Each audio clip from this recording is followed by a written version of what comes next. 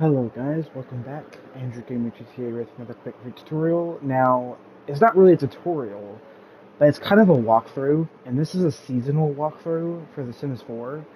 But I'm not talking about the seasons or the weather, but I'm talking about specifically the temperature. Now, the temperature will change depending on what world, climate, and what part of the climate you're in, or world you're in. So, for example, if you're on Mount Komorebi, if you're on the peak, not the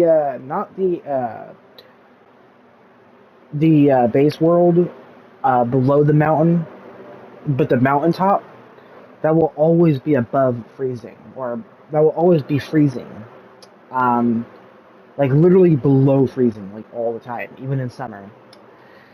But a lot of places will change seasonally. But deserts like Strangerville, for example, even during fall weather and fall seasons, it can still stay pretty warm. For example, here you can see it's late fall, but it's still pretty warm.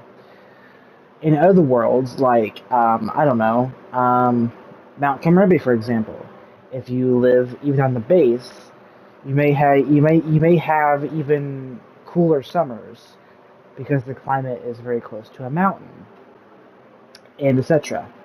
But no matter where you are, the temperature will change, and it will change very realistically too. May I add, it will change.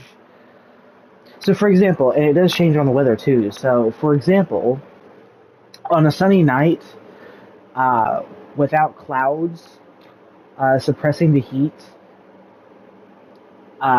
keeping the surface temperature at bay or keeping it suppressed, it may get very, very, very cold, and the temperature may decrease.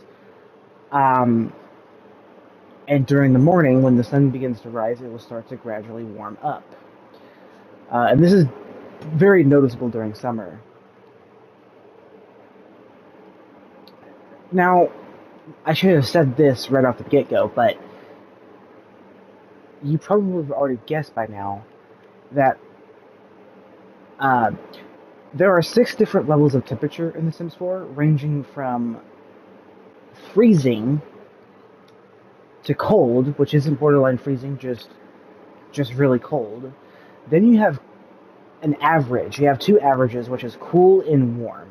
So like they're kind of like the in betweens of extreme hot or extreme cold.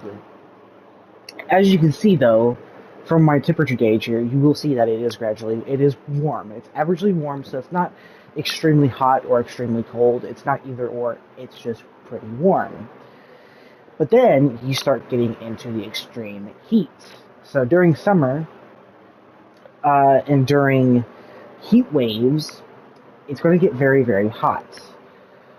Now, hot is after warm, and it is the last normal temperature, which will happen on sunny days in mid to late summer.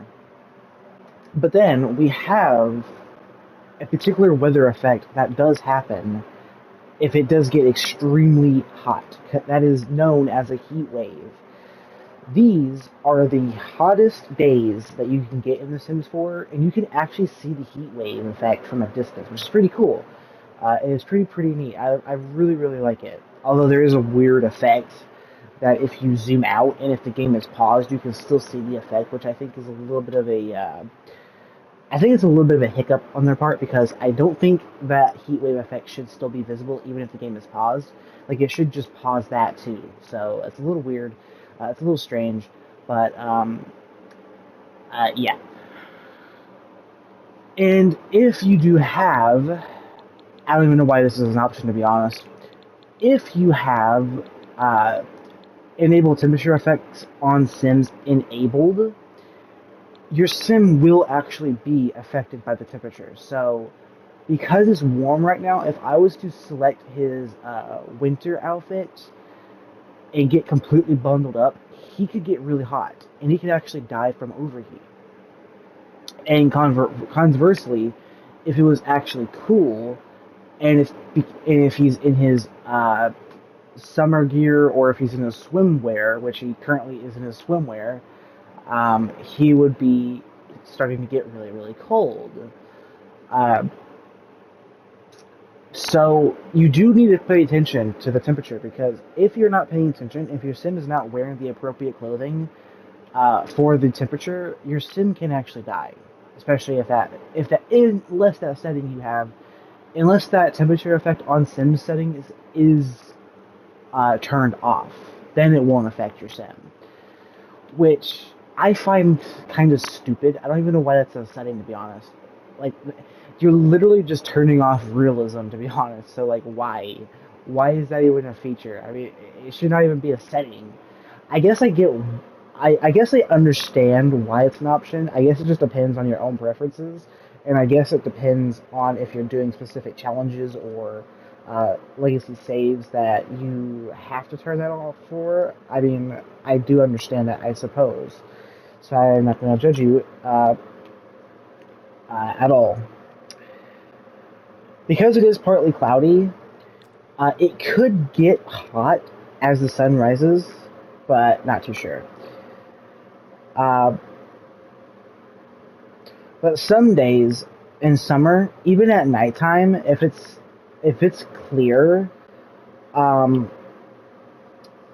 very rarely, because it's still summer, so it's still pretty hot. So even during summer nights when it's clear, it could still be pretty warm, despite the sun being set already, and despite it being pitch black.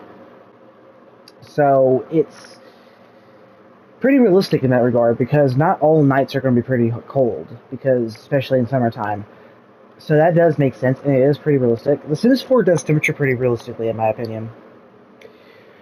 And also, certain things you can't interact with when it's really, really cold outside. For example, you can't fish because it's too cold. You can't interact with ponds or anything if it's too cold. So certain interactions you cannot do during winter. Another example is if you have a kiddie lounge pool from the Seasons expansion pack. If you try to relax in it during winter, you will not be able to, because it's too warm. And you also cannot send your Sims swimming also, because, well, literally for the same reason, it is winter and it's too cold.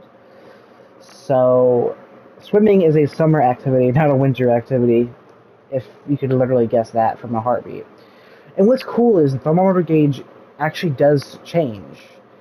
If it's cold, then it goes blue, like the actual icon itself. On the gauge there, it will change color depending on the temperature. So, like I said, if it's cold, then it will be blue, and as it warms up, it goes to yellow, and then it goes to orange, which right now it is currently like a yellow orange because it's warm, and then when it gets really, really hot, then it starts getting red. Which I like that detail too. That detail is actually pretty sweet and pretty neat. I like it. Pretty sweet and pretty neat. Oh, that rhymes, dude. That rhymes. Wow. I will leave a post in one of my next, like not my next video, but I will leave a post tomorrow, because I do want to get you guys' opinion on me potentially playing Phasmophobia regularly on my channel now, because I am getting into it despite being scary all to hell. Excuse my language, pardon my French. But it is a really, it's a really, really terrifying game. But the scary part of the game is why it's so fun. And I'm actually really starting to have fun with it, so I might make it a regular game on my channel. Regularly, because, like I said, it's one of my favorite. It's starting to be one of my favorite games. I already have 9 hours on it, and I just started playing not too long ago. So, like I said, pretty fun game, and I knew I would enjoy it. And like I said, Kinetic Games, I'm not mad at them anymore. Really, I had no reason to be mad at them to begin with. I was kind of frustrated because I didn't have a PS4 at the time, but now I have a PS5. So I mean, it's not a big deal, really. I'm over it. I am. No harm done, and I have no grudge over Kinetic Games anymore, because I love their game. I love Phasmophobia so much, and they are fantastic developers. They are. They created a scary gem of a game. Let me tell you. But anyway, I hope you guys enjoyed this video. I hope I didn't drag it out too long. And yeah, see you guys next one. And peace out.